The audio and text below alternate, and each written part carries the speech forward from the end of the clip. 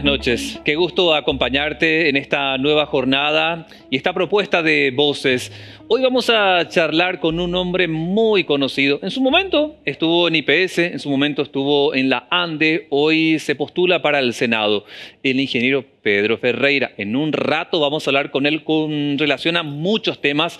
Esto de la deuda histórica que se pagó de Itaipú, anexo C, algunas anécdotas que podemos rescatar de lo que ha sido su paso por la ANDE. ¿Qué piensa de Maritón? Un montón de cosas. ¿Quién va a estar conmigo para tirotear las preguntas? Ya lo conoces. Siempre sonriente. Jota, ¿cómo te va, che? Muy buenas noches, Diego. Buenas noches a toda la audiencia de América. Bienvenidos a Voces, el programa que analiza la temperatura política y la oferta electoral para las elecciones nacionales el 30 de abril.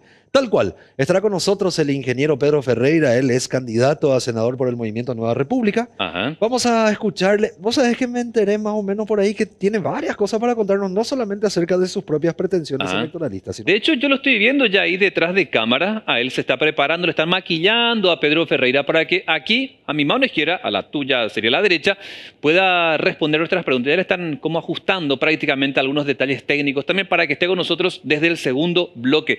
Pedro Ferreira, interesante de charlar con él por lo que se viene este año, ¿eh? Así mismo, pero antes de entrar a todo lo que es la conversación que tendremos con el ingeniero Ferreira, es importante dar a conocer ciertos datos útiles que la justicia electoral ha brindado para estas elecciones, principalmente en concepto de números. Si hablamos en concepto de números, y acá Lorena, que es nuestra productora, que está siempre con nosotros acá al lado de nuestro oído, sí ya podemos empezar a emitir justamente lo que son las placas concernientes a las elecciones. Están habilitados para votar el 30 de abril un total de 4.782.940 electores. Che, a mí me parece interesante, casi 5 millones, ¿eh? Casi 5 millones, y esto ya es el padrón. ¿Te acuerdas que en su momento estábamos hablando de que el padrón todavía no estaba confeccionado, que se estaba elaborando? Bueno, ahora sí, el padrón ya está confeccionado, consta de 4.782.940 electores, los que están confirmados para votar tanto acá. Jota, yo voy a estar feliz si se va el 100%. Ahora, igual si logramos que vaya, mira, parecerá un sueño, el 60%, si lo logramos, yo creo que va a ser casi de alegría, no felicidad de mi parte. Y recordemos lo que nos dijo Fausto von Streber cuando estuvo de visita aquí en Voces, de que se espera una participación de entre el 50 al 60%. Ojalá, de verdad te digo. ¿Vamos a pasar a la siguiente? A ver, la siguiente dice, 9.095 son los candidatos en pugna. Y 68 organizaciones políticas están inscritas y reconocidas en la justicia electoral. Y después de todas estas elecciones seguramente se va a hacer una evaluación de cuáles son las que van a quedar fenecidas. Bien viene a aclarar lo que dice el Código Electoral en este punto, que los movimientos políticos y las alianzas y concertaciones, si no resultaran electos, pasan por un proceso de extinción. Sí. Lo único que se mantienen son los partidos políticos. Interesante, 68. 68. Bueno, ¿qué más tenemos? Dice 1.157 locales de votación recibirán a los electores el 30 de abril. Casi 1.200 locales. Casi 1.200 locales de votación, tanto acá como en el extranjero. Lo mismo, hay que recordar que las elecciones también se celebrarán en Argentina, en Brasil, en Estados Unidos y en España. 4 lugares. En 4 países donde las embajadas están ubicadas también se van a realizar. Y donde me imagino también se supone está el mayor número de paraguayos. Así mismo, justamente la justicia electoral hizo un sondeo en base también a las inscripciones de paraguayos residentes en el extranjero y definió estos locales. Así también serán habilitadas 12.259 mesas receptoras de votos y 15.380 máquinas de votación serán desplegadas durante la... Me parece interesante, ¿eh? 15.380 máquinas, un buen número. Casi 15.400. Que no llega a esos 25.000 que y acá, ha dicho Fausto, en algún momento dijo este funcionario que citaste de justicia electoral que ponele, no creen, pero ponele que se descomponga en un local una máquina, por la razón que fuese, hay para reemplazarla. Claro, este número en particular no contempla las máquinas de contingencia. Las que están en el banco de suplentes. El famoso entra, sale, entra, sale. Sí. Pero también hay que tener en cuenta de que la justicia electoral ha entrenado a soportes técnicos para que atiendan a cualquier tipo de inconveniente que pueda surgir dentro del local de votación durante la jornada eleccionaria. No necesariamente. El reemplazar es la última opción. Yo te cuento que anteayer volví a practicar en el supermercado. Ah, ¿en serio? Porque en el que yo te cité una vez que está en la zona de Lambaré. ¿Volvieron otra vez los Volvieron. Qué bueno. Sí, está. Te cuento que en ese súper por lo menos está para la práctica esa máquina. ¿La misma práctica que tuviste con Rocío fue? Sí, la misma. Es la mismísima. La misma pantalla. Sí, la misma pantalla. Ahora, la última placa que queremos mostrarle A antes ver. de irnos a la pausa es justamente un nuevo sondeo que lanza esta consultora llamada Multitarget, que habla ya de cuál de estos candidatos a presidente de la República votaría. Ajá, Que lo tiene a Santiago Peña y a Pedro Aliana, candidatos de la ANR, a la cabeza. sí. Y lo sigue, mira el datazo. ¿Quién le sigue? Paraguayo Cubas y Stilber Valdés. Uno de nuestros entrevistados. Espera un poco. Payo supera a Efraín. Exactamente. Payo supera por 2 puntos porcentuales a Efraín. Y en el caso de Euclides tiene 3,6, Efraín tiene 19,4, Chilaver tiene 3. Mira otro dato de relevancia. Pero esta encuesta va, o sondeo, va de contramano con lo que habitualmente veíamos a Santiago, a Efraín y a Euclides. Claro, que esa era la tendencia de 1, 2, 3 en la intención de voto. Sí. Acá da completamente la vuelta y por eso lo resaltamos. Y no solamente lo resaltamos, sino toda la información al completo podés encontrarlo en el sitio web de A24. Me encanta. ¿Y podemos ver la publicación? Podemos ver la publicación, señora directora, si es que nos podés mostrar justamente la web, que ya está ahí. Ahí está. Nuevo sondeo pone a dupla Santi Aliana como ganadora de las generales. A poco más de un mes de las elecciones, las encuestas van propiciando tendencias electoralistas. Un nuevo sondeo publicado por la empresa Multitarget pone a Santiago Peña y a Pedro Aliana, candidatos de la ANR, como virtuales vencedores en la contienda electoral del 30 de abril. A ellos le sigue la dupla del Partido Cruzada Nacional, Paraguayo Cubas y Stilber Valdés. Como tercero en la encuesta se ubica la dupla de la Concertación Nacional y Euclides Acevedo y Jorge Carey se ubican en el cuarto lugar. Atendé el dato. Ajá, Quienes afirmaron que no van a votar por ninguno ajá, de los sondeados, sí. el 7% del universo. Así luego. Es alto, ¿eh? Es muy alto. 7%. Los que podrían votar en blanco por ahí, el famoso no sabe, no responde. 6,1%. Yo siempre me pregunté, mira la fotito, ¿eh? Ah, mira qué lindo Vota. Mitaí que está ahí, por favor. Siempre me pregunté, ¿de qué servía el voto en blanco o cuando anulás el voto? De verdad pregunto, ¿eh? El voto en blanco, a ver, según Yo sé que es un posicionamiento político también, pero en la práctica, ¿de qué te sirve? ¿de qué te sirve? Básicamente te demuestra de que dentro de toda esta oferta electoral, ninguno te convence. Claro, pero igual uno va a quedar. A ver, nuestro sistema electoral nos dice que con un solo voto ya entra uno. Sí. Entonces sí o sí, nomás luego. No existe acá la teoría de la imposibilidad, que fue un teorema proponido por Ah. Kenneth Arrow en 1950. Pero también se demuestra de que en nuestro sistema electoral hay gente que, ¿sabes qué? En vez de no ir a votar, Ah. dice, me voy a ir a votar, pero ninguno me convence. Bueno, así que si querés conocer todos los detalles, el trabajo periodístico de Jota, nuestro periodista, también en A24, para que puedan conocer así bien puntillosamente los detalles de este sondeo. Él sale con la figura de político. Vos sos conductor de TV, Jota. No, pero este no es. A ver, ojo, cuidado. Ahora recién. Pero ojo, cuidado. Yo sé que esto se popularizó con Winston Churchill, pero no. Es hello. Bueno, de la victoria también. Good morning. Muy bien, está bien. Así que te invito a que leas las publicaciones de A24 y de América en todas las plataformas que tenemos. A la vuelta del corte va a estar ¿Qué con tenemos? nosotros. Pero espera, Ped- te me apures, tenemos un sondeo No, y también. era para presentar justamente Ah, eso. bueno. No, tranquilo. A la vuelta de la pausa va a estar con nosotros Pedro Ferreira, pero te invitamos A ver, Te invitamos a visitar nuestro Twitter en @americatvpy, donde tenemos un sondeo justamente para vos. Si Pedro Ferreira llega al Senado, debe involucrarse en negociación de Itaipú, Ah. tarifa de la ANDE, deudas, contratos de IPS o controlar hospital. A la gente le interesa más cuánto va a costar la luz. Es que golpean el bolsillo, papá. Sí. Y más con esto. Y vamos a preguntarle, por ahí les tiramos alguna anécdota, ¿te parece? Me gusta. Para descomprimir un poco esa entrevista muy seria. Así que por ahí arrancamos con alguna anécdota que le puedas arrancar de IPS o de la ANDE. Ya está, ya. A la vuelta del corte, a la vuelta de la pausa, quédate con nosotros. Llega el ingeniero Pedro Ferreira, candidato a senador, aquí en Voces.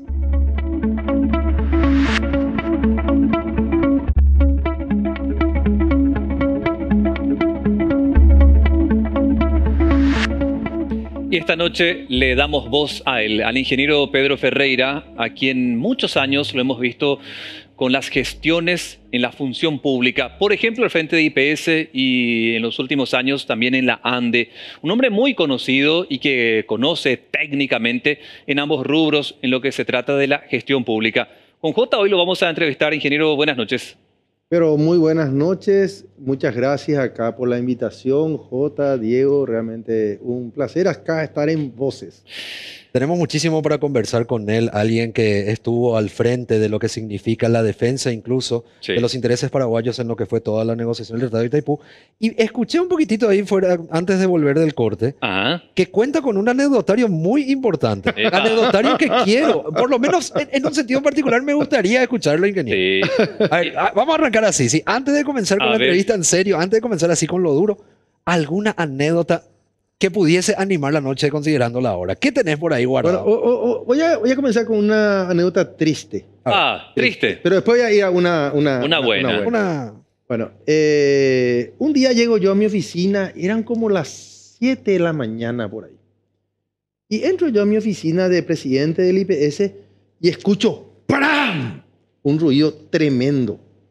Y después unos minutos salgo yo a mirar ahí lo que sea y una persona había caído desde el 10º piso hasta la oficina que estaba al lado, donde se pagan las jubilaciones, y estaba fallecida la persona. Y todo el mundo pensó en una primera instancia que era suicidio. Después, mirando algunas cuestiones, descubrimos lo siguiente. Son 2 edificios, la caja central y al lado está jubilaciones, y el zapato del señor estaba tirado sobre el edificio de jubilaciones, lo cual era imposible. ¿Quién se iba a sacar el zapato, tirar 30 metros y después suicidarse? Entonces eso era otra cosa. Ujú. Se investigó ese asesinato, el señor Meira murió. Hasta ahí era una cuestión que yo no entendía, porque inclusive el señor Meira estaba de reposo por paternidad. O sea, tenía su primer hijo, era un momento de mucha felicidad para él y se fue a cobrar alguito dentro de la caja. Y una hora o 2 horas después, oh sorpresa, me envía la directora de informática un email y me dice, fíjate este email. Había sido que Meira había delatado a la mafia, que hacía ciertos manejos informáticos dentro del IPS para anular las deudas de las personas que debían al IPS. Entonces él denunció esa rosca, denunció por email, se le fue el email a la directora y la directora me había reenviado a mí para que yo tenga conocimiento. Y mientras nosotros iniciamos la investigación sobre el hecho, a él se le mata. Fíjense lo que es la mafia de esa época, 2004, 2005 habrá sido. ¿Y esa mafia se erradicó? Miren, no se radicó del todo porque he visto que volvieron a hacer algo unos años después, pero en ese momento le perseguimos y terminamos con un récord que hasta ahora creo que no hay un récord parecido, 22 personas presas en un solo día. Qué bárbaro. Para que se sepa, para que la corrupción sepa que no se le tiene miedo, que morirá uno, morirá 2, pero le seguiremos enfrentando porque más gente muere por la corrupción como murió durante la pandemia. Pero esa fue durante tu gestión, ¿verdad? Y durante mi gestión. Cuando fuiste presidente de IPS. ¿Cuántos años fuiste presidente de IPS? 4 años y medio. Una buena cantidad. Desde finales de octubre. Sí. De hecho, de la era democrática sigo siendo el presidente de IPS que más tiempo estuvo. El promedio era cuando yo llegué 7 meses. O sea, la gente te veía, vos presidente de IPS, y vos no mandabas nada porque decían, vamos a hablar nomás ya con el siguiente. Había todo un problema de liderazgo. Era una institución desarticulada y en quiebra. Los fondos previsionales de donde alguna vez iban a salir las pensiones eran apenas $100 millones después de más de 60 años de ahorro. Y nosotros dejamos con más de 500 en apenas 4 años. Sí. Y ahora ya está encima de 2.000. O sea, hay luchas contra la corrupción que se vencieron y hay otras que se fracasaron. Y un poco eso es parte de la experiencia que quiero. Voy a una, te debo una. Claro, la Diego, positiva. La positiva. Miren, y yo creo que fue muchas veces nosotros creímos que Dios era quien nos daba ciertas ideas. Acá comenzaba yo las gestiones y en diciembre del 2003 hacemos un llamado para incorporación de gente dentro del IPS. Cuando eso todavía no era obligatorio hacer concursos, no era obligatorio meter cierta cantidad de personas con discapacidad, pero como yo soy fanático de hacer concursos y también de dar lugar a las personas con discapacidad, pusimos eso dentro de las condiciones. Se presentaron como 2.000, 3.000 personas y era imposible tomar el examen a todos. Claro. Finalmente hicimos por sorteo a quienes tomamos examen, salvo que sea mejor alumno o sea una persona con discapacidad. El final de los tiempos era para jubilaciones, 40 jóvenes para cambiar las jubilaciones del IPS, porque 2 años y pico tardaba una persona en jubilarse. Era una vergüenza. Entonces dijimos, ¿cómo vamos a vencer esta corrupción? Y vamos a vencerlo metiendo mucha gente joven que cambie el sistema. Y algo ocurrió en el proceso. Contratamos, creo que eran 16 jóvenes con discapacidad, la mayoría de ellos con sordera. Entonces, ¿para qué se le contrató a estos jóvenes? Para cargar toda la historia laboral de las personas. Entonces, cuando la persona venía a jubilarse, se le jubilaba más rápido. Sí. ¿Qué pasó? El negocio, la rosca de jubilaciones de IPS funcionaba así. Vos no te jubilabas mientras vos no Pagabas todo. no le pagabas a la rosca. Y cada mes que pasaba te salía más caro. Porque el primer cheque vos le tenías que entregar a ellos y el primer mes era un mes de jubilación. El segundo mes ya era 2 meses. El mes 24 ya era 24 meses. Y llega un momento que vos decís, bueno, mejor nomás ya les pago lo que ellos me piden con tal de aquí en adelante cobrar algo. Y le teníamos que destrozar. ¿Qué pasó? Fíjense cómo son las cosas. A veces las personas con menores discapacidades son las que más aportan. Entran estas personas que eran casi todos mejores alumnos de su colegio y un grupo de personas con sordera y entran a trabajar y a cargar. Y venía la gente corrupta a hablarle a la persona para que el negocio era no cargar. Claro. El negocio es no cargar. Porque entonces van a venir a pedir y a transar, y de ahí viene lo importante. Pero estas personas tenían sordera. Nunca escuchaban la matufiada. Y entonces empezaron a cargar los datos, y mediante esas personas honestas, y a lo mejor gracias en parte a que eran personas con una discapacidad, se cargaron los datos. Y de más de 710 días se acortó en un ratito a 90 días, y hoy en día está en 30 días. Yo y todos mis compañeros, yo cumplí 60 hace poco, y a todos mis compañeros de facultad, de colegio, yo les pregunto, ¿en cuánto tiempo te obtuviste? 1 o 2 meses máximo. O sea que se le venció a la corrupción y hasta hoy en día eso permanece bien. O sea, quedó como herencia de lo que fue tu gestión. Sí, hay básicamente para entender un poco lo que ocurrió, ¿verdad? Hay cosas que no, como el tema salud. El tema salud se volvió a ir al mismo estadio o peor de lo que era cuando yo tomé. Ingeniero, de hecho, hoy este programa hace una propuesta de sondeo en nuestras redes sociales que en un rato vamos a mostrarte para que vos mismo puedas responder. Acá está, gracias, directora. Fíjate que hoy le preguntamos a nuestra audiencia si Pedro Ferreira llega al Senado, debe involucrarse en la negociación de Itaipú, que es uno de los temas que tenemos hoy, tarifa de la ANDE, deudas, contratos de IPS que estás tocando, o contra los IPS, porque de pronto te vinculamos también con la salud, pero a través de IPS, si bien es casi privado esto, igual como que te ven como gestionando salud pública. Y si vos llegases al Senado, ¿cuál de las 4 opciones sería para vos como tu principal caballo de batalla? Bueno, tiene que ver con los dos que están, porque los dos se van a solucionar casi juntos a mi criterio. Tanto el tema de tarifa de la ANDE como el tema de la negociación. Nosotros acabamos de terminar de pagar la deuda a Itaipú el 28 de febrero pasado, y eso significa que 2.090 millones de dólares al año, 2.000 millones para redondear, de dólares al año que pagábamos paraguayos y brasileros de la deuda histórica de Itaipú, se terminó de pagar.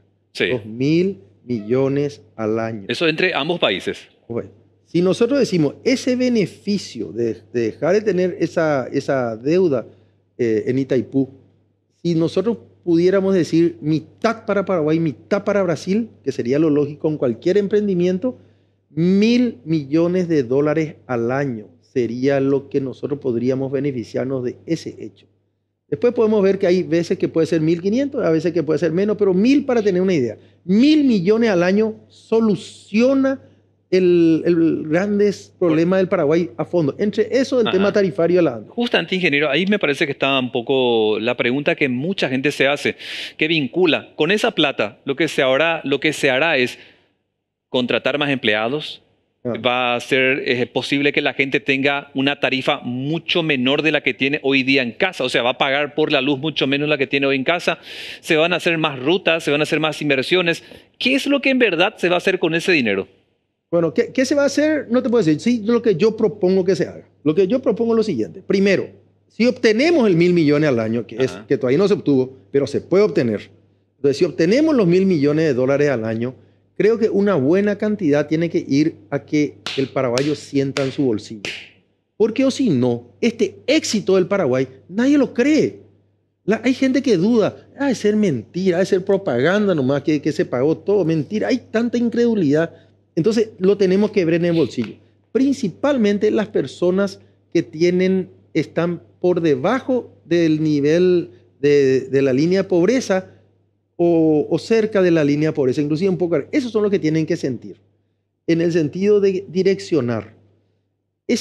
Para tener una idea, la tarifa social de la ANDE hoy en día son más o menos, números más, números menos, 10, 15 millones de dólares al año. Si nosotros obtenemos un beneficio de 1.000 millones al año, le vamos a seguir decir a los grupos sociales 10 millones nomás para vos. Claro que no puede ser. ¿Será 100? ¿Será 150? Será un número mucho más importante y corresponde que sea así. Porque también entonces la ANDE se va a beneficiar con que mucho menos gente va a robar y se va a eliminar el robo de energía eléctrica y gran parte de las pérdidas. ¿Se puede blindar ese dinero, ingeniero? Sí, hay que blindar. ¿Sabe a qué voy? Hay que blindar. ¿En qué sentido? Porque si no, se puede mal utilizar esa plata.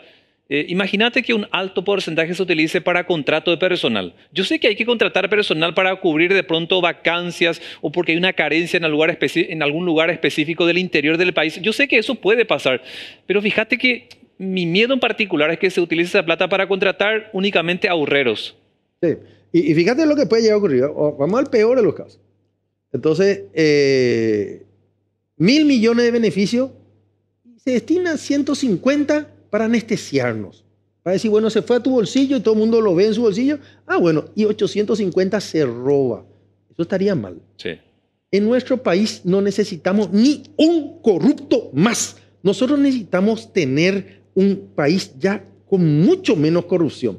Porque el beneficio principal que va a tener el Paraguay después de esto, o debería tener después de esto, es que empresarios de afuera vengan, inviertan en nuestro país y con la gran cantidad de energía y con los precios y la estabilidad que vamos a tener, ellos digan, vengo al Paraguay.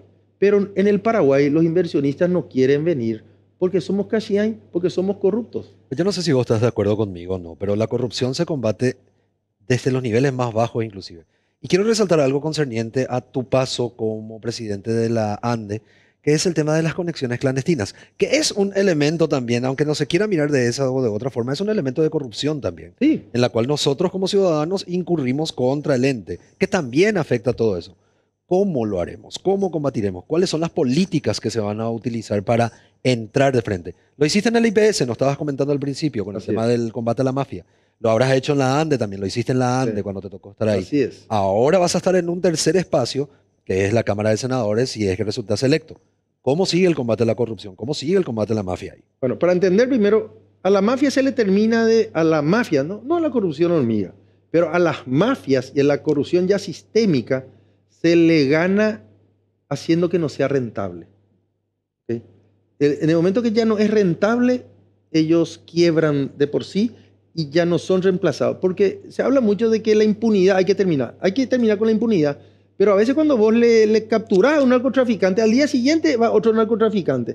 Mientras vos no haces que no sea rentable, lo único que haces es un recambio de piezas y continúa el sistema.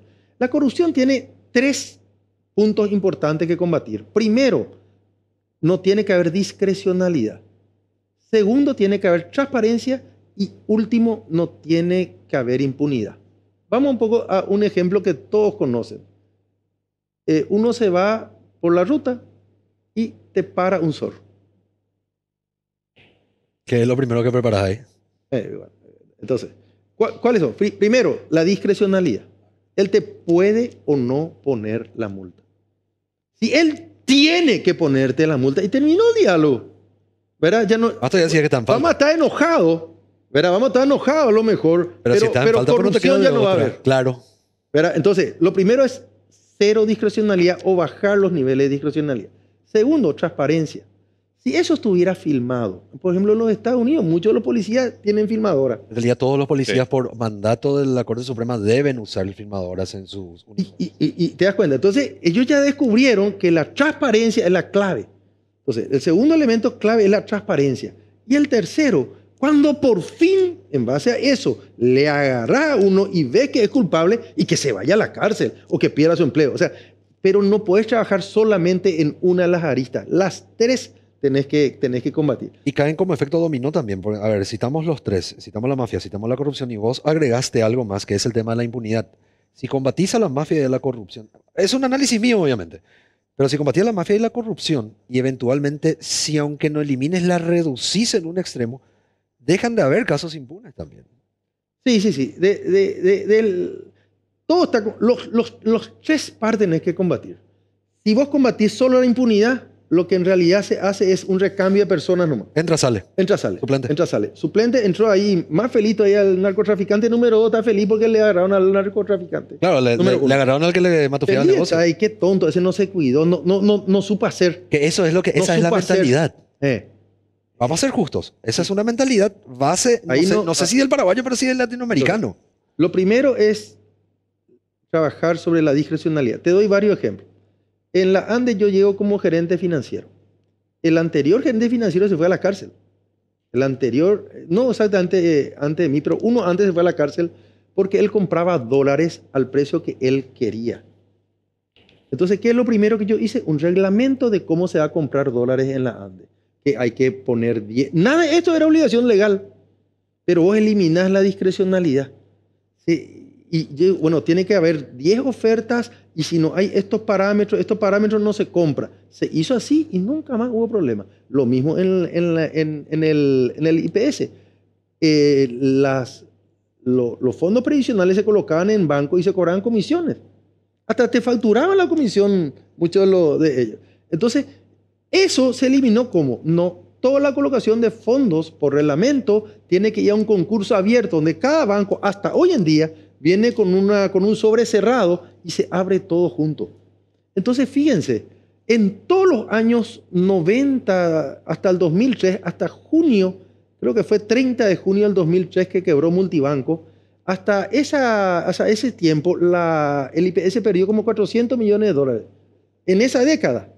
Desde el 2003, que eso cambiamos, evitamos la discrecionalidad, hasta hoy en día, que pasaron 20 años, creo que hubo un solo caso minúsculo de 10 millones, algo así de dólares, sobre 2.000 que ya son los fondos previsionales de pérdida por parte del IPS. Entonces se acabó eso, eliminando solo ¿y qué? Los sobres cerrados y entre todos los bancos abren juntos, transparencia. Vos haces no discrecionalidad, transparencia. La corrupción quebró sola. No necesitamos enviarle a nadie a la cárcel. Sí se le envió, y yo me encargué que se vaya a la cárcel la gente de Multibanco que había hecho la última quiebra, porque esa vez fue un robo. Ellos robaron las letras de regulación monetaria del IPS y se fueron y le vendieron a otros bancos de plaza. Entonces ellos se fueron a la cárcel. Ingeniero, me gustaría irme ahora a una cuestión política. Dicen. Me gustaría hacerte una pregunta que tiene dos aristas. Dicen. El por qué o cómo o quién te convenció para postularte a la arena política y lanzarte a la Cámara del Senado. Y lo segundo, que es una pregunta que a mí por lo menos me llama poderosamente la atención, porque vos estuviste vinculado tanto en IPS como en la ANDE, estuviste vinculado a gobiernos colorados. Sí, sí, sí. Sin embargo, ahora te estás postulando a través del movimiento de Euclides y de Jorge Carey, el movimiento Nueva República. Sí. ¿Por qué? ¿Por qué ocurre esa, no sé si llamarle necesidad, que ya me parecería un poco exagerado llamarle necesidad, pero no la es? ¿Por qué nos estamos postulando al Senado y por qué a través de Euclides? Bueno, vamos a irnos por partes, como dice el carnicero. Vamos a comenzar haciendo un poco de explicación política o de... Bueno, efectivamente, este es mi eslogan. Pedro no se vende, también solemos colocar en muchos de los pasacalles. Cualquier cosa que tengan dudas sobre qué es lo que yo opino, mis propuestas, cómo yo pienso, principalmente respecto a Itaipú, tengo una página de Facebook, que es la página que está allá arriba, o buscan nomás Pedro Agustín Ferreira y van a encontrar. Y abajo hay un canal de YouTube, que es de EduCanal, donde creo que hay 28 videos ya hoy en día. Y los primeros 4 de esos son exactamente lo que yo pienso respecto a ese tema, y hay otros temas más después. Entonces, es efectivamente lista 10, opción 11, el único que tiene casco entre los 810 candidatos a senador. Ahora, el por qué. Vamos a ir por partes. Primero, historiando un poco, en el año 2021, que estamos en mitad de la pandemia y no conseguíamos vacuna, pito y flauta, yo estaba en la duda, mucha gente me hacía la liga para entrar como candidato inclusive a presidente de la República dentro del Partido Colorado. ¿Verdad? Decían, vamos a enfrentarle a estos dos grandes movimientos. Me hacían la liga mucha gente, vos sí podés, Pedro. Entonces yo, por un problema múltiple, primero, cumplía 60 años, quería un momento especial. Segundo, no había vacuna, pues yo tenía 59 años, y estaban muriendo mis amigos. Se me murieron tres profesores de la Facultad de Ingeniería y 5 compañeros entre de colegio y de facultad. No, es poca cosa. Los jóvenes a veces no entienden esto, pero era ya una cuestión difícil, ¿verdad? Era cuando me toca a mí. Entonces, tomé la decisión de viajar a los Estados Unidos y visitar 3 personas sabias que viven allá y que tienen 3 condiciones. Primero, que son sabias. Segundo, que me conocen y me quieren desde hace años, por diferentes motivos las 3 personas. Y el tercer motivo es que cualquiera que sea mi decisión que yo tomara, a ellos no le podía afectar positiva ni negativamente. Porque a veces un amigo que vos tenés acá piensa un poquito, no puede dejar de pensar egoístamente. Me conviene que mi amigo se meta a presidente, a senador, lo que sea, porque entonces le puede afectar. Entonces eso yo busqué y me fui allá y hablé. Estaba en la mitad de esa discusión interna, si me metía o no en política y en qué nivel, cuando me viene una imputación que hoy en día esa denuncia ya fue declarada falsa y temeraria. ¿Esta fue la de Estela Maris? Sí, Estela Maricano me imputó sin ningún motivo, sin haber investigado nada.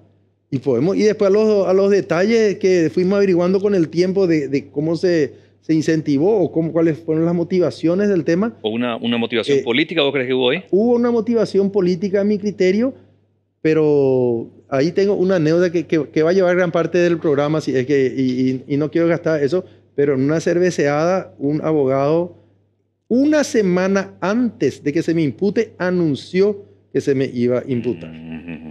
Y es un abogado allegado al vicepresidente de la República, el hoy conocido como el significativamente corrupto Hugo Velázquez. Sí. O sea que no puedo descartar de que exista una vinculación. Yo considero eso. Me quiero enganchar por la pregunta de todo eso, estas 3 personas, estábamos casi en un empate técnico sobre mi decisión de entrar o no en política, y con ese hecho, uno de ellos me dijo, Pedro, yo a vos te quiero mucho y no te recomiendo que te metas en política, porque se nota que el país está demasiado mal en la parte de seguridad jurídica y esta gente te tiene marcado. Entonces, sé que al Paraguay le conviene, pero para vos, creo que no te metas. Volví a aquello y entonces por un tiempo yo decidí no meterme. Y después, a partir de junio del 2022, diferentes movimientos políticos empezaron a hablarme.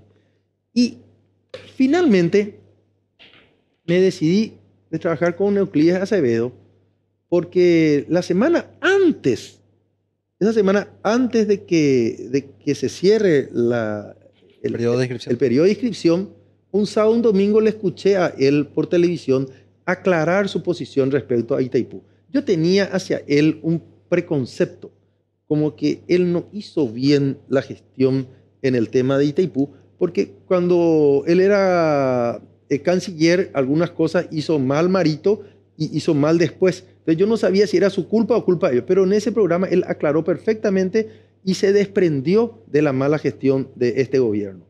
Entonces le llamé yo, conseguí primero su número de teléfono, le llamé yo, hablamos el martes, creo que el miércoles o jueves se cerraron las inscripciones, y ahí yo le dije, esto es así. Él me dijo, sí, así fue, tal cosa. Y entonces ahí yo dije, ok, yo quiero ser candidato a senador por tu lista, y cerramos trato. ¿No fue entonces una cuestión, permíteme Diego, sí, sé que tenías una pregunta, pero para continuar con el hilo de la conversación, no fue entonces una cuestión electoralista, sino fue una decisión que tuvo que ver con tus propios principios? por Sí. decirlo de una forma elegante. Y hay cosas que no conté, pero por ejemplo, eso fue ponerle septiembre, creo que. No me acuerdo bien. Pero en agosto, este gobierno de Marito se vuelve a hacer una caca, ¿verdad? Había una posición paraguaya que era 50 y 50 en Itaipú, no bajar la tarifa hasta que negociemos que los beneficios sean mitad y mitad para cada país. Y finalmente el gobierno acepta bajar. Un poco, mucho, no importa, pero aceptaste bajar. Y de momento que voy a decir, no, 50 y 50 yo dije nomás. Entonces puede ser 60, 40 o 70, 30. Y vos con un país poderoso como Brasil ya cediste tu trinchera principal. Me pareció un error grande de este gobierno. Y eso fue en agosto. Entonces ahí también me decidí más todavía a que si yo quería influenciar positivamente en el tema de las negociaciones de Itaipú, no me cabía otra que meterme en el Senado para poder desde ahí pelear por los intereses paraguayos. Si eventualmente llega Euclides a la presidencia y vos también entras en el Senado, ingeniero, creo que una de las cosas que tienen en mente es lo del 13 de agosto, que si bien el nuevo gobierno desde el 15, 16 en adelante, el 13 de agosto vence el anexo C. Sí. Sería bueno, un poco ingeniero, que con todo tu conocimiento y experiencia de forma sencilla puedas explicar lo que esto representa y si eventualmente llega Euclides, ¿cuánto puede estar garantizado todo este trabajo que se piensa que desde el gobierno se debe tener cuando se trata de lo que se llama anexo C de la binacional? Ok. ¿Qué es el anexo C? El anexo C es una fórmula que se estableció en su momento principalmente, y para eso hay que leerla a don Enzo Bernardi, para asegurarnos de que efectivamente se pudiera saldar la deuda de Itaipú en 50 años aproximadamente. ¿Qué pasa? Que ahora que ya se saldó la deuda, ese anexo, así como está configurado, no tiene ningún sentido. Ajá. No tiene ningún sentido. No hay ninguna empresa en el mundo que tenga, empresa hidroeléctrica, ni una brasilera ni una paraguaya que tenga ese sistema de fijación de tarifa. De hecho, en el anexo C no se usa la palabra tarifa, se usa la palabra costo unitario del servicio. Pero eso está obsoleto. No porque llegaron los 50 años, no por el 13 de agosto, no por el 16, sino porque terminó de pagarse la deuda. Sí. Ok. Segundo punto. La negociación va a tardar al menos 3 años. Y el Paraguay no puede esperar 3 años. Entonces va a haber una negociación mucho más sencilla, a mi criterio, que es la que va a ocurrir directamente presidente a presidente. Eso sí es que llega a ponerle Euclides, un poco para conocer su carácter y sí, temperamento con Brasil. No, con seguridad Euclides va a conseguir buenas condiciones con el presidente Lula por una cuestión de relacionamiento, por una cuestión de trato, de lucha común contra la gente autoritaria como Bolsonaro. Entonces yo creo que va a ser fácil, no digo fácil, pero mejor que si otros ganan, vamos a decir así. Y aparte Euclides tiene clarito el tema. Y está acompañado de Querey, que es una persona extraordinariamente decidida a pelear contra la corrupción. Y fíjense, entonces, atiendan, para no perder el hilo. ¿Se tiene que hacer la renegociación del tratado y del anexo C? Sí. Eso va a durar tiempo y aunque seamos todo amables y todo bueno entre nosotros, son 3 años. Paraguay no puede esperar 3 años. ¿Qué tienen que hacer los gobiernos, presidentes? Decir, ¿qué queremos para nuestros pueblos? ¿Qué es lo bueno? Y vamos a interpretar el tratado y sus anexos como debería ser interpretado, como le conviene mejor a nuestros pueblos. Una tarifa muy baja en Itaipú va a hacer que el Paraguay inmediatamente le diga a Brasil, está bien, el precio es tan barato que compro todo mi mitad de Itaipú, así no lo use. Y si vos querés esa energía, anda, habla con la ANDE y ya no va a ser a 40, va a ser a 50 o a 60. Eso es lo que Brasil va a conseguir si sigue con esa tesis, salvo que nosotros seamos entreguistas. Si por el contrario, la tarifa es una tarifa razonable, ambos países vamos a poder construir un escenario de mediano plazo en el cual se consiga lo siguiente. Primero, beneficio para la población paraguaya de a razón más o menos de $1.000 millones año. Segundo, una previsibilidad que es de interés común de ambos países. Tercero, que el medio ambiente sea preservado en su máxima expresión. Fíjense lo que dijo Lula en su discurso de hace una semana, 15 días. A mí me duele cada vez que veo agua caer por el vertedero de Itaipú. Yo creo que ese es un dolor verdadero. Toda persona que ama el medio ambiente y que ve que se desperdicia agua mientras se quema combustible fósil, es una persona que tiene una conciencia para consumir. Y tenemos que aprovechar eso. Sí. Último, antes que me interrumpa. Usó una palabra que para mí es clave. Vamos a negociar con respeto al Paraguay. Sí. El problema del respeto al Paraguay es que nosotros nos faltamos También, al respeto. claro. Nosotros somos los que vamos en estos organismos a pedir cosas que no corresponden y a meter la corrupción que no corresponde, y entonces después el Brasil nos falta el respeto. Otra pregunta política, enganchando lo que ya iniciaba Jota. Ingeniero, ¿qué dice tu olfato, más que de técnico, de político? Fernando Lugo, que reapareció y que si bien está en su casa y ya está recibiendo la visita de otros políticos, esto de que se especula mucho de que se va a jugar por Alegre o por Euclides, ¿vos qué sentís? ¿Por quién crees que Fernando Lugo se va a jugar para apoyar para la presidencia? ¿Por Euclides o por Efraín? Yo no, a lo mejor si le pregunta esto a su médico personal, doctor Querey, él te va a contestar mejor que yo. Yo no tengo un lazo directo con Fernando Lugo. Mira, Fernando Lugo fue una de las personas que me convenció, me olvidé eso, de meterme para senador. Ah, mira.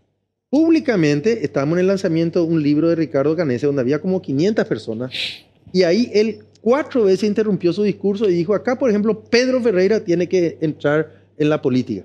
Estamos hablando de un acto público que fue allá por agosto del año 2022 y fue el mes que yo me decidí a meterme en política. Antes de su problema de salud. Antes de su problema de salud. Fue muy filmado eso, Sí. porque era ahí en el Congreso. Eso me olvidé. Fernando Lugo tiene unos dotes de político innegables y su peso específico en esto es muy importante. Sí. Y también creo que él, por ahora va a estar todavía aquí distante, pero es muy probable que antes del 30 él defina el tema. Va a ser importante, no sé si definitorio, pero va a ser muy, muy gravitante. Imagínate todo lo que mueve Fernando Lugo. Uno Todo puede lo que criticar. sigue generando, incluso a Claro, pesar hasta con el ahora. silencio, todo lo que sigue generando No, ahora. él es uno de los culpables que hoy oíste yo acá. ¿Verdad?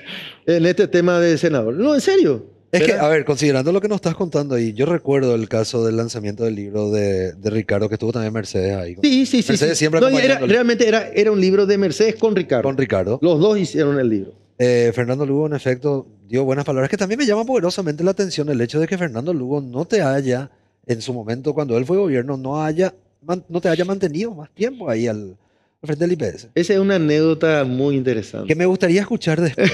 ¿Por qué? Yo soy ahí testigo de primera línea. Eso quiero. Yo no sé si Diego, yo sé que Diego Es un sí también, chisme. pero Nunca contaba al aire. vas a contar ahora. Usualmente en el programa tenemos un segmento llamado Las Voces en Llamas. En Las Voces en Llamas te hacemos preguntas rápidas. Preguntas rápidas que tienen que tener respuestas rápidas. Ok. Entonces, siempre mirando la cámara, siempre mirando a tu cámara. Para que se vea cuando miento. No, para nada. Pero da gusto verle a nuestros candidatos. Yo por lo menos, la primera vez que lo hicimos esto fue con Juan Villalba, Ajá. con el director de la Policía Municipal de Tránsito, y dio gusto ver cómo él se dirigía a la audiencia de Claro. forma muy sincera. Dale, Y dale. es algo que queremos hacer con todos los candidatos. Así que aquí va. 3 iniciativas rápidas que vas a impulsar si llegas a la Cámara de Senadores. Tener una seguridad social que nos beneficie a todos y que nos proteja a toda la clase trabajadora. 2, hacer que la negociación de Itaipú sea provechosa para todos los paraguayos. Y 3, todos los mecanismos para eliminar la corrupción o disminuir la corrupción en el Paraguay. ¿Hubo no injerencia de los Estados Unidos en el proceso electoral paraguayo?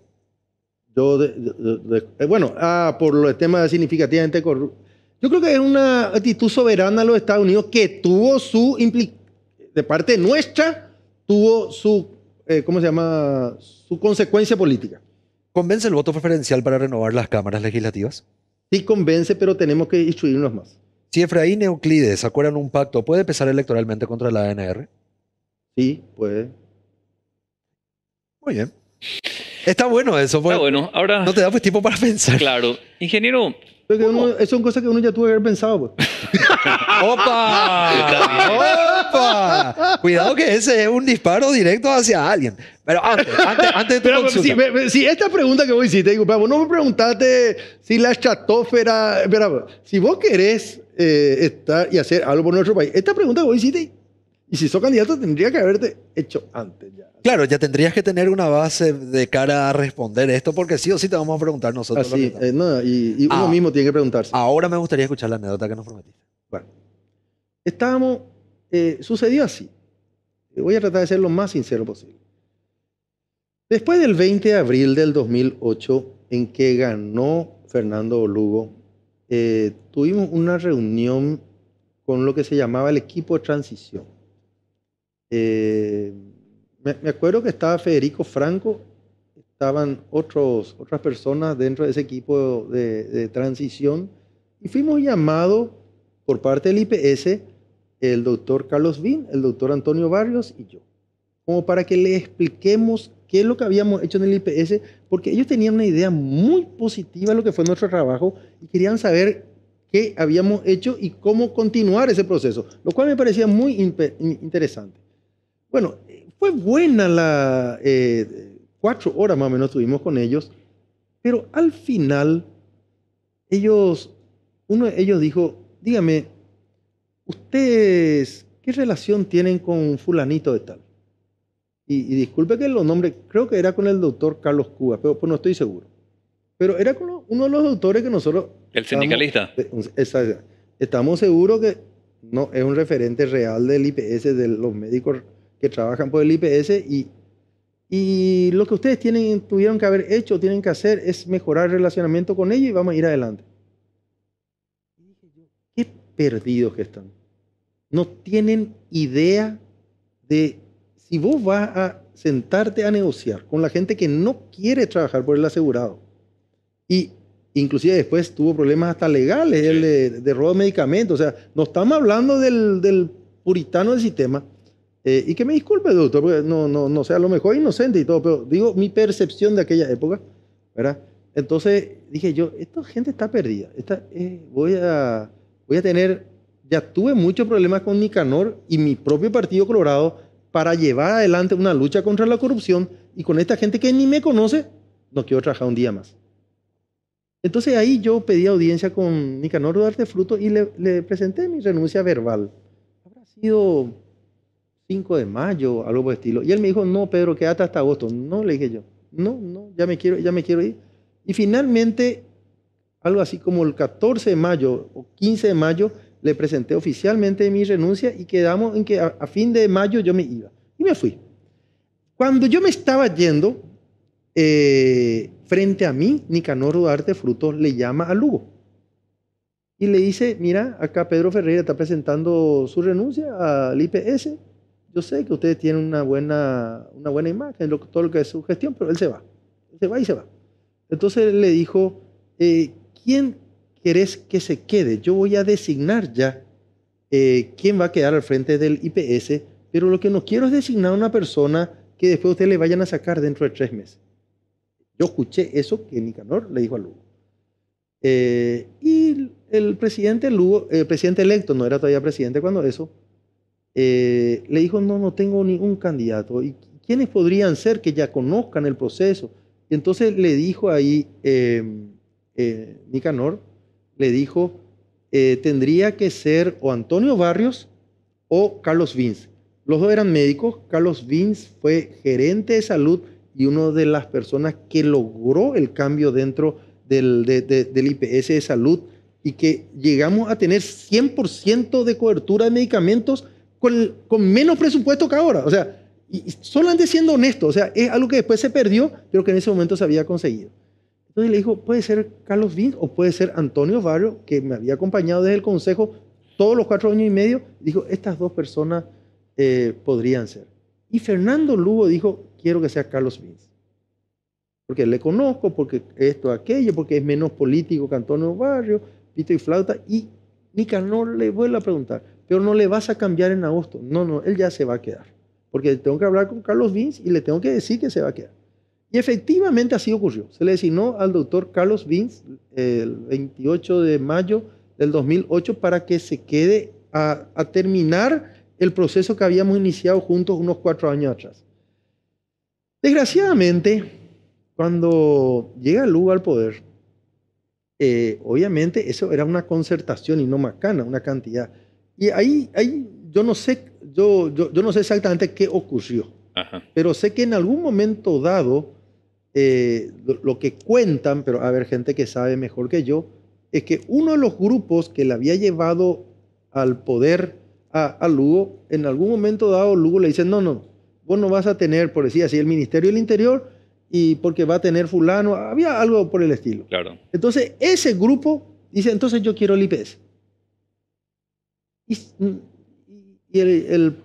cuando eso, electo Fernando Lugo, dice, bueno, ok, total, en el IPS está este señor, que es muy bueno, lo que sea, pero que no es de nuestro equipo. Y optó por cambiarle a Carlos Vince, y me parece que fue un gran error. La persona que entró es una persona muy buena, el doctor, no me estoy recordando el nombre, pero sé que es urólogo y es extraordinariamente buena esta persona, pero no tenía el histórico Claro. del IPS y tuvo muchos problemas de gestión y de que le mentían.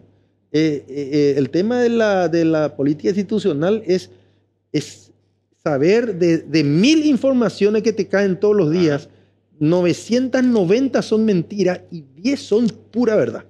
Ah, caramba, qué fuerte. Ingeniero, se nos fue el tiempo. Pero Pues ya terminó. Pero. Ya otra vez, pero quiero decirte algo. Años llevando entrevistas en la radio, en TV, siempre me generaste mucho respeto. Y te lo digo en serio, ingeniero. Yo nunca he visto nada que te haya manchado vos, salvo esas disputas verbales normales que uno tiene en la función pública o manifestaciones de sindicalistas, que es normal que a veces uno tirotee contra quien está al frente de quien quiere hacer un buen trabajo o es duro, mano dura al frente de esa gestión. Si entras en el Senado, de verdad deseo que hagas una buena gestión y mantengas lo mismo que tenías cuando eras presidente de IPS como de la ANDE, que se mantenga ese Pedro Ferreira que muchos consideran intacto en su postura, como cuando te fuiste de la ANDE, porque dijiste me voy, no importa lo que pase, me voy, no voy a ser vende patria. Si llegas al Senado, deseo que mantengas ese mismo temperamento. Gracias, ingeniero. Y mira, yo te prometo, porque justamente una de las partes, cuando la gente me decía, ¿por qué no te postulas para presidente de la República? Yo creo, vos podés llegar a ser presidente de la República y probablemente tenga que mentir un poco. Y no es mi esencia. Pero para llegar al Senado, yo necesito que 1 de cada 45 nomás me vote. Para eso puedo hacer exactamente y decir exactamente lo que pienso, y el que sabe apreciar, está. Ingeniero, gracias. No, gracias a usted. Bueno, Jota, nos vamos, No, a la pausa. Claro. Tranquilo. Yo sé, hermano. No. Bueno, estamos avanzando esta noche. En un ratito le agradecemos muchísimo al candidato al Senado, el ingeniero Pedro Ferreira. Hacemos una pequeña pausa y enseguida volvemos con más voces.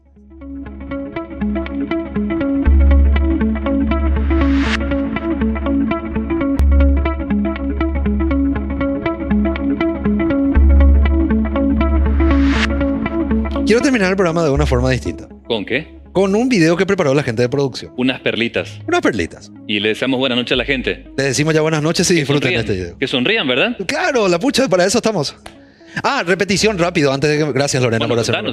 Miércoles, viernes a las 5 de la mañana, domingos 20 a 21 horas. Bueno, síganos, por supuesto. Vamos a las perlitas de voces. Nos encontramos el jueves. ¿Ya se acabó el programa? Sí, no, a vos tal vez no, a mí me están esperando ahora. Así que... Mira, cuando me dijeron te va a acompañar un hombre que le va a dar altura al debate, bueno, era Nunca lo literal, pensaste que lo ibas a tomar tan literal, ¿verdad? Le pones altura al debate por lo menos. Bien, te salió bien. No te puedo decir absolutamente nada al respecto. A mí en casa ya me espera, por ejemplo, algo muy rico, ¿eh? ¿En serio? No sé, ¿en tu casa? También, pero ¿Algo? yo me tengo que ir a cocinar. ¿Vas a cocinar vos? Sí, pero no te veo cocinando. La soltería, ¿qué le vamos a hacer? Vinimos semi-uniformados Sí, nosotros. pero tú estás muy alto nomás, ¿eh? No, el chaleco es. Un saludo también a la gente de América TV que está en línea. Pero vos no Qué te quedas lejos. corbatita, ¿eh? Pero vos no te quedas lejos. Mira esa percha que te mandaste. Pero creo que es para honrar a nuestra invitada hoy. En efecto, es para honrar a nuestra invitada del día de hoy. Completamente necesario el café ya a esta hora. Hasta ahora sí, aunque a mí me espera otra cosa ya. No, acá, hermano, acá no. Acá tenemos que sacar. No, pero tenemos que ser sexy. Sí, a Efraín, porque dice que lo único alegre que tiene es el apellido. Eso fue muy duro. Te mira la cara de amargado, dijo. Sí. No son mis palabras, perdón, alegre, ¿eh?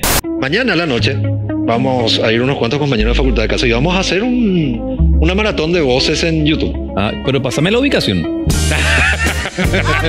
Hoy hablé mucho, ¿verdad? Creo que te comiste un lorito. Tenemos que ir, noche. Ay, perdón. A mí me esperan en casa, así que aparte con una rica cena. Sí, como si estas cosas pasaran. Viste, me maltrata, me maltrata. Casi como una especie de invasión rusa a Ucrania. En mi habitación suele ser la invasión de los mosquitos. Haces otro chiste como ese y te vas de aquí. Yo salgo de acá y mira, ya vengo listo ya. Pero... Me voy a jugar fútbol. ¿Hay puesto para pasapelota? Ah, no sé, pero te voy a avisar. ¿Caíste? Me pregunta la producción, ¿por qué te vas a jugar fútbol tan tarde? Yo soy soltero.